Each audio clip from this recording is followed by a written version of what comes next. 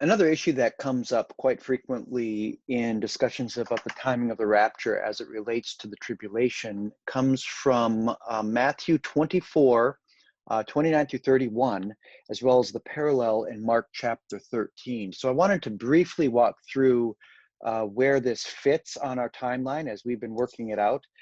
It's not an insignificant issue because, as we will see, at first glance, it sure seems to place the rapture of the church after the future coming tribulation. So Matthew 24, 29 through 31, let me just read the text to you first.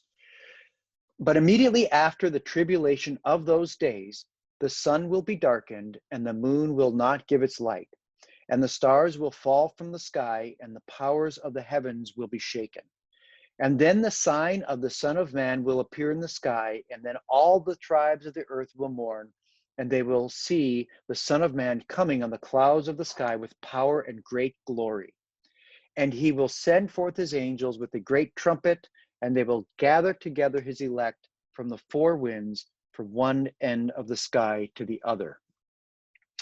And then the parallel in Mark chapter 13, very similar, a little shorter, missing a couple details like the trumpet. But in those days, after that tribulation, the sun will be darkened and the moon will not give its light, and the stars will be falling from heaven, and the powers that are in the heavens will be shaken. Then they will see the Son of Man coming in clouds with great power and glory. And then he will send forth the angels and will gather together his elect from the four winds, from the farthest end of the earth to the farthest end of heaven.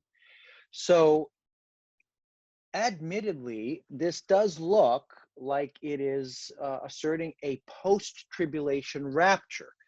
And why wouldn't it be? I mean, number one, a lot of people understand Matthew 24 and Mark as a reference to the rapture of the church. It mentions the angels, it mentions a trumpet, at least Matthew does, and the gathering of the elect from all around the world, using this imagery from the four winds, from one end of earth to the other end, from one end of earth to the end of heaven. And so this global, in other words, gathering of the elect. Second, this event quite clearly in both of these texts, there's no dispute, this event comes after the tribulation. Matthew 24, 29 says, after the tribulation of those days, and Mark 13, 24, after that tribulation. And then the language that's used are chronological indicators. Then this will happen, then this will happen. It's not saying that those things are going to happen before the end of that tribulation. So thus, this would be a post-tribulation rapture if points 1 and 2 are true, if this is the rapture of the church. And 2, if it is a rapture of the church, it clearly comes after the tribulation. My response to this, however, is this isn't the rapture. So I'm going to take issue with point number 1, where I say many understand Matthew 24 as a reference to the rapture because of these things, but I'm going to show there's actually a much better interpretation of this that is found in the Old Testament language and imagery itself. So I want to begin then with the background and imagery of Isaiah 11. Now, I want you to also recall in our long discussion on the cluster of Old Testament imagery related to the coming kingdom, one of the themes that kept coming up in these Old Testament prophets was the gathering of the remnant of Israel, the restoration of the tribes of Israel, bringing them back to their own land, gathering them from all the lands from which God had driven them in exile and restoring them in the land. And that was a major hallmark of the kingdom, and that restoration occurred after the tribulation, or what's called the time of Jacob's trouble, or the day of the Lord judgment that's coming in the future. And they are going to be restored, purified and restored after that period and enter into the kingdom. So I'm going to show that the language and imagery is much closer to that gathering and restoration of Israel in the land than the rapture of the church, which is a catching up and gathering to Christ in the air. But anyway, take a look at the language and imagery. Remember, the Old Testament was originally written in Hebrew, and even though these texts did exist in Jesus's day in the Septuagint Greek translation, Jesus was speaking primarily Aramaic. He would have been primarily referring to the language and imagery of the Hebrew Bible, translated it, of course, as he's talking about it into Aramaic. He did not originally speak Greek and the Olivet Discourse, as far as we know. So there's not going to be he's not quoting directly these passages, but he is using in Aramaic language and imagery that is pointing back to these passages in Hebrew. So all we have really is the Greek text of Matthew and Mark as they are relaying the gist of what Jesus said. And we have here, then I'm going to the Greek translation of Isaiah in order to kind of show some of the similarities of the language and imagery. There's not direct quotations per se, because of course they're different languages that they're speaking in. But in any case, Isaiah 11:11 and 12. And this will happen on that day. The Lord will continue to show his hand to be zealous for those of the people who remain, this theme of the remnant, who were left behind by the Assyrians and from Egypt and from Babylonia and Ethiopia and from Elam and from the east and out of Arabia. And he will raise a sign toward the nations, and he will gather, and this is this root that we're going to be seeing throughout, sunaxo, the idea of I will gather together, those of Israel who were destroyed. And he will gather, sunaxe, from the four wings of the land, those of Judah who were scattered. And this is a reference to that as the four directions outside of the land of Israel mentioned earlier: Assyria and Egypt and Babylon, and Elam and East and Arabia, all around where Israel had been scattered. And as we know today, Israel is scattered basically in every place in the world, every continent and every city. We have Jewish communities who have been scattered.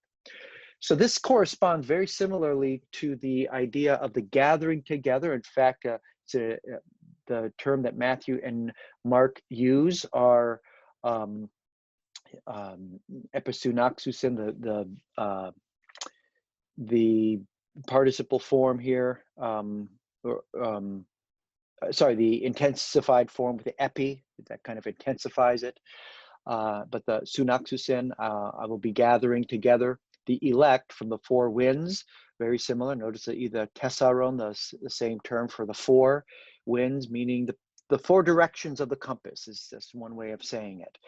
And then in Mark 13, he will send his forth of the angels and will gather together, epusanaxe, I will gather together his elect from the four winds, from the farthest end of the earth. Notice this, it's talking about the directions of the compass outside of Israel, wherever the elect have been scattered.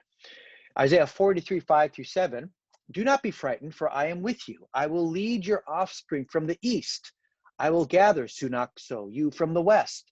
I will say to the north, bring them, and to the south, do not hinder them. Lead my sons from a far land, and my daughters from the ends of the earth, all who call upon my name. And here again, we see even the specific language here from the end of the earth, from Mark 13:27, and the same verbal similarity, sunaxe or episunaxe, that root of gathering them together from the four directions. And then you get into this apocryphal text, Psalm of Solomon, written here in the Greek Septuagint, we have it. And it's a song, basically someone writing a song, a psalm, drawing on the Old Testament language and imagery of the restoration of Israel. And you will actually see some of the similarities in language from the cluster that we discussed with regard to the millennium. So verse 1-3 of Psalm of Solomon 11. Blow ye in Zion on the trumpet, salpisate, to summon the saints. Cause ye to be heard in Jerusalem the voice of him that bringeth good tidings, that is, the good messengers. For God hath had pity on Israel in visiting them. Stand on the height, O Jerusalem, and behold thy children from the east and the west, gathered together. There's our same root, sunaxo, by the Lord.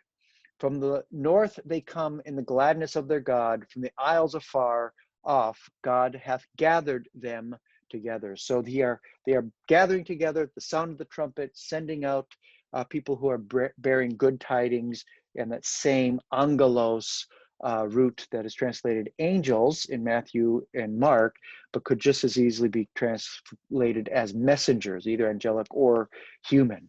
And again, I want to underscore the verbal and thematic similarities. He will send forth his angels or messengers with a great trumpet, and they will gather together his elect from the four winds, from one end of the sky to the other. In Mark, then he will send forth the angels and will gather his elect from the four winds, from the farthest end of the earth to the farthest end of heaven. So where does that leave us? The gathering of the remnant of Israel, the verbal and thematic parallels between Mark 13, Matthew 24:31, and Isaiah 11 through 12, Psalm of Solomon 11, 1 through 3, as well as we saw Isaiah 43, as well as many other passages that talk about the gathering of Israel with the sounding of an alarm, or the setting up a standard, or blowing a trumpet. We saw that already in the language in the cluster. 2, we see those proclaiming a message, messengers or angels, calling the redeemed of Israel, the elect, from the four winds or ends of the earth, gathering them to the land of Israel with the sounding of a trumpet. And this event comes at the end of the tribulation and commencement of the kingdom, which is fitting with what we've already seen in the imagery and chronology of the Old Testament cluster. First, the time of Jacob's trouble, or the day of the Lord, the day of wrath, or the day of purging and purifying, called the tribulation period. And after that, the remnant who had been scattered, even during that tribulation period, as they fled into the wilderness, they are restored and gathered again in Zion.